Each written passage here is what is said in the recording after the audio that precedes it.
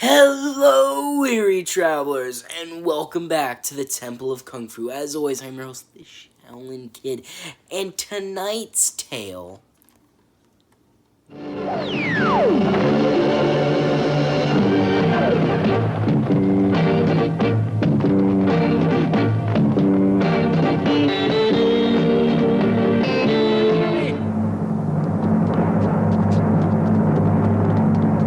That is a butterfly bandit, the most sought-after crook. We could make a lot of money off of this. Well, I'll catch him. No, you won't. Just you watch. I will. I will. Just watch. I'll show you.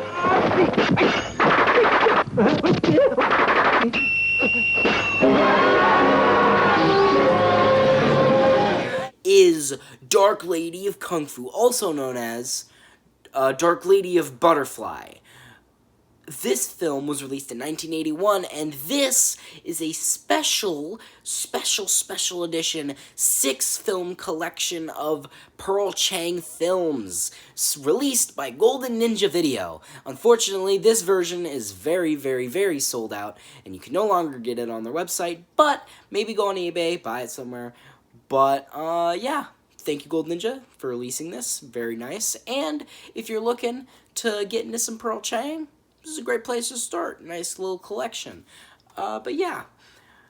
But not only was this film directed and written by Pearl Chang, it was also produced by Pearl Chang and starred Pearl Chang. Absolutely everything was done by Pearl Chang in this movie. Just gonna put that there. And, I had a lot of fun during this movie, okay? There's a lot of ridiculous, stupid, dumb bullshit that I love in a bunch of other kung fu films, you know? Stupid, dumb stuff. A lot of fun. But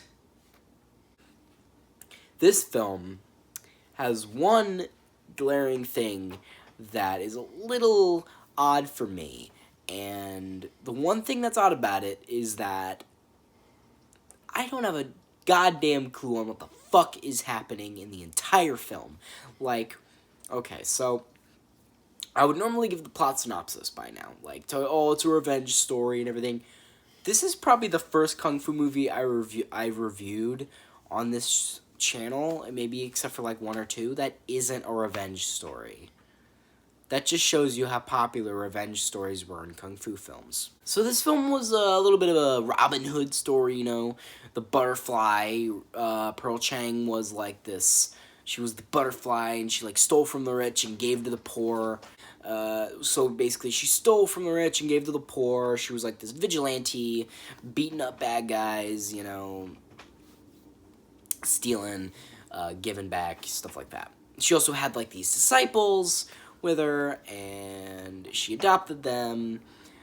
And you'd expect this movie to have like a bit of a revenge story, you know, maybe like one of the bad guys, like one of the evil rich guys, like killed her dad or like killed her mom or did something to her. No.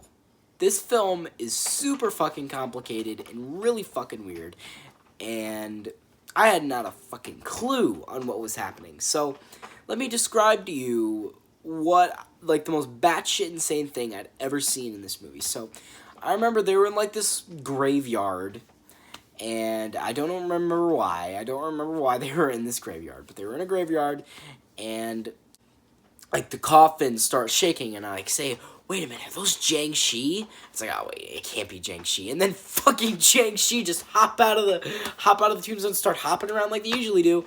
And then they defeat them in 15 seconds. And it's like, what is the point of putting them there?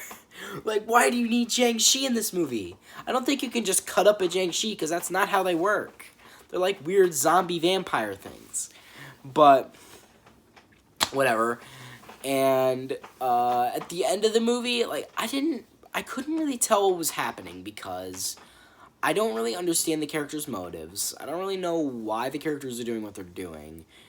And, like, the main thing about this movie, like, the Blue Rose, like, that's not the main thing, but that's, like, one of the main objectives for some of the characters to get the Blue Rose. Maybe they explained this earlier on in the movie, but I do not know why the Blue Rose is so important. I don't know why everybody wants it. Like, I don't understand why everybody on the planet wants this stupid Blue Rose. And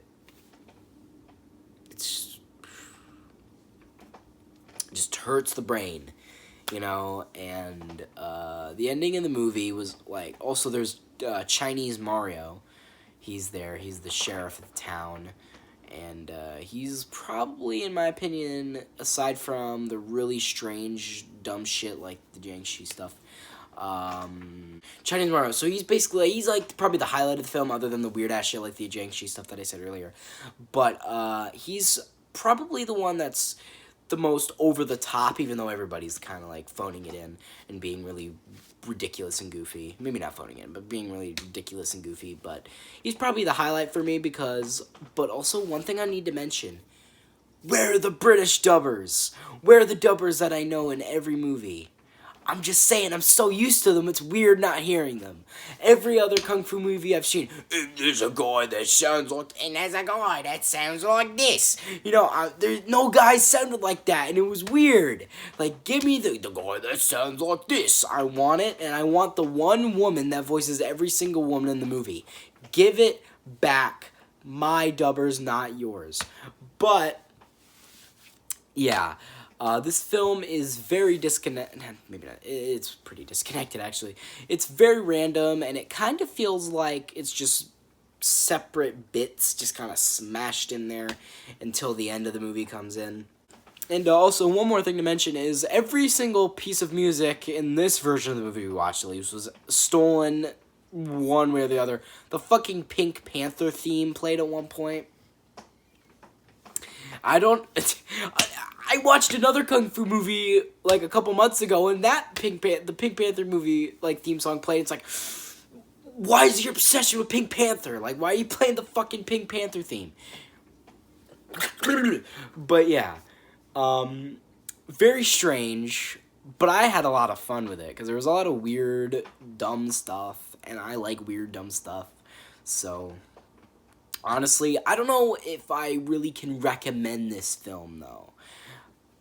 Maybe I can. Okay, so, if you want, like, a good, cohesive, understandable movie all the way through, you're not gonna get this here. If you just want to have fun, and just have fun, and have a good time, this is the movie for you. This movie's really fun. You can't have a bad time watching it. So, if you want to have a good time, watch it. If you want to, like, have a real, actual movie, stay far away from it. Like, you don't, look for other options. You know, look elsewhere. But, you know, I think I liked this movie. And I think I'd rate it, like, a 7. I'm gonna give this movie a 7. A 7 out of 10. I don't know if that's being too generous, but, hey, this is my channel. I'll do whatever I want. But, yeah, I think I've said it. I think I've said my piece. Hope you all like this video. Share your friends. Subscribe, turn notifications on. Comment down below how much you liked it. And, you know what? Thanks for stopping by the temple. You know, really appreciate it. Don't forget to do all the things I said previously. And, as always, I've been the Shaolin Kid. Who do we praised? Freeze for mending!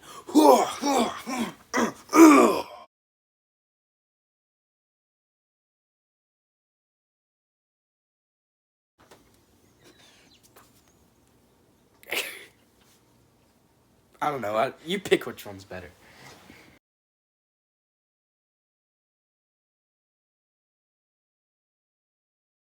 Ronan. Yeah. Oh, is it recording?